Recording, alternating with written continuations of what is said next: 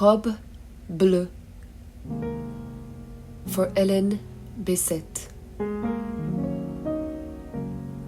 I can't be sure if I wore it for Ellen Bisset or for my own seduction. I wouldn't have said that my mission was to beguile anyone, not really, and especially not my favorite French writer who has been departed since 2000.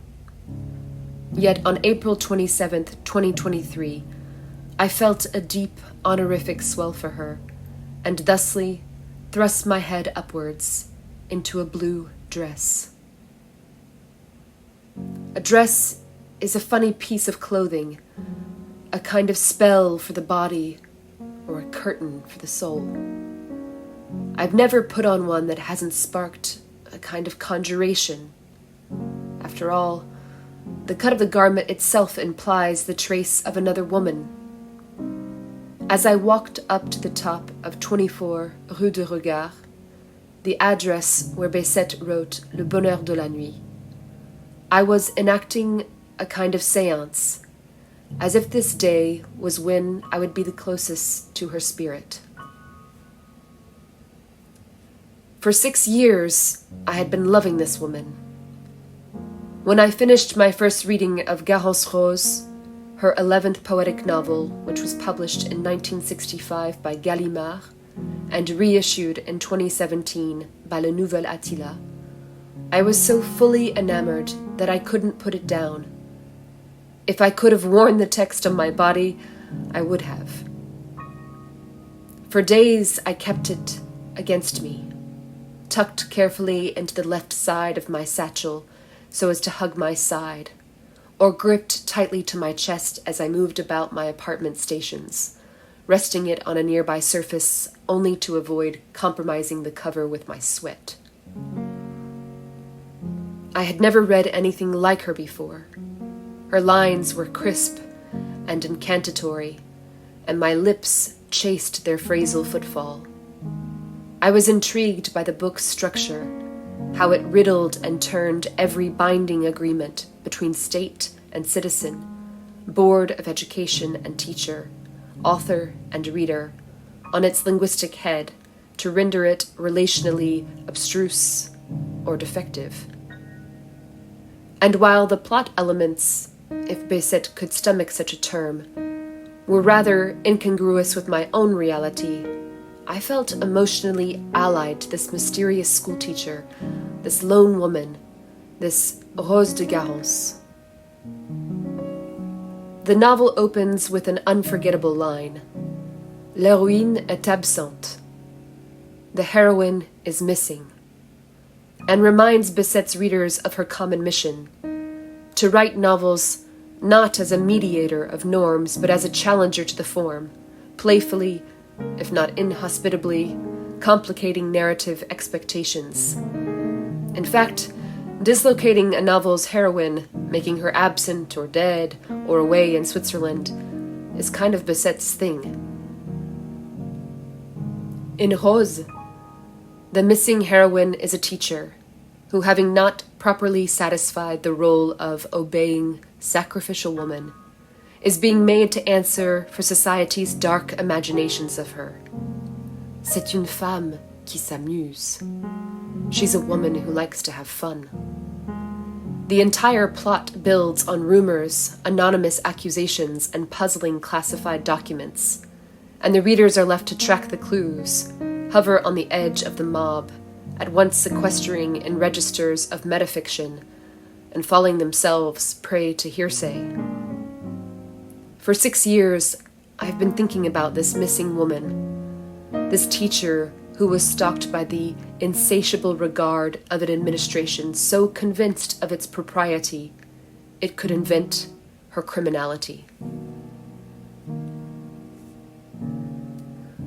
I was getting dressed at all because I was attending the unveiling ceremony for Bessette's memorial plaque, and in thinking of this missing Garance Rose, who had been shuffling through the classrooms of my mind, I searched my closet for what felt like a teacherly dress. This is my teaching dress, is what I had told myself when I found the Marcel Griffon at Denkfrang in the 20th.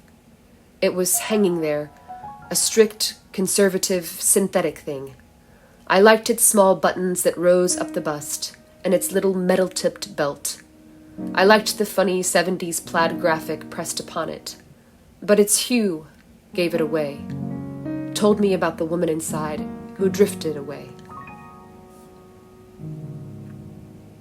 I have always felt deep down that I am a lone woman. Surely I love my people, my family, my friends, my fellow poets, my students and colleagues, but for the longest time I was told to temper my independence. Now I know how to sail away in my head and keep my feet planted, or so I believe.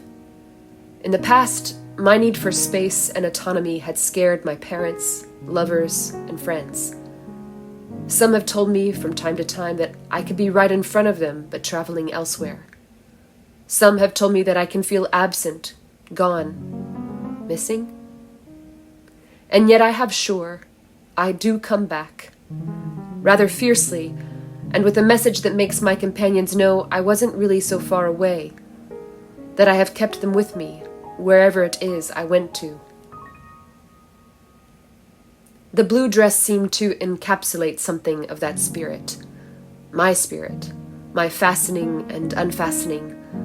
Like so many artists, I have a thing for blue. If I return to it, this is my teaching dress, seems at once an absurd thought, and also a right one.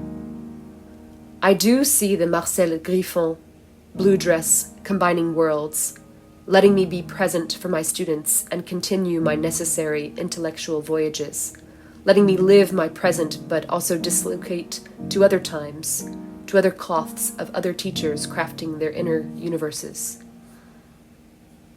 I come from a good helping of women educators. My mother taught for 37 years in Alabama public schools, my grandmothers, my aunt, my cousins. In my family, education is a renewing profession, a kind of endowment. So I know what a teacher's world means. I know that you can be revered as near saint. I know that it consumes your life, your dreams.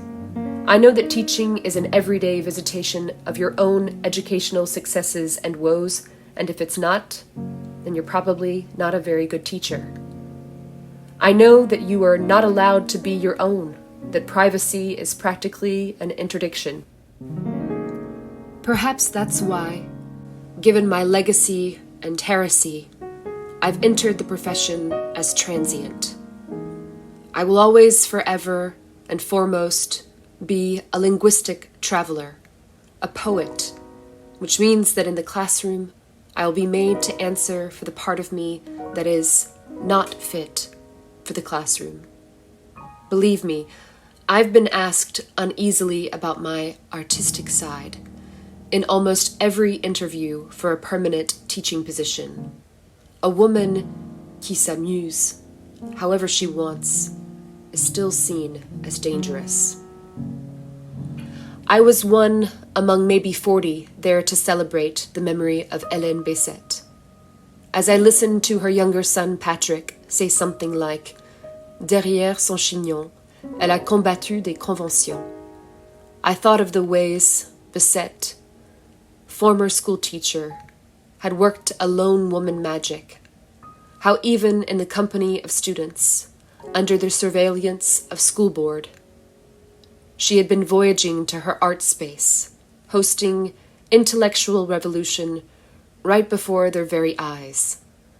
I thought of for how long a dress has been the cloak of that, the woman rumbling underneath.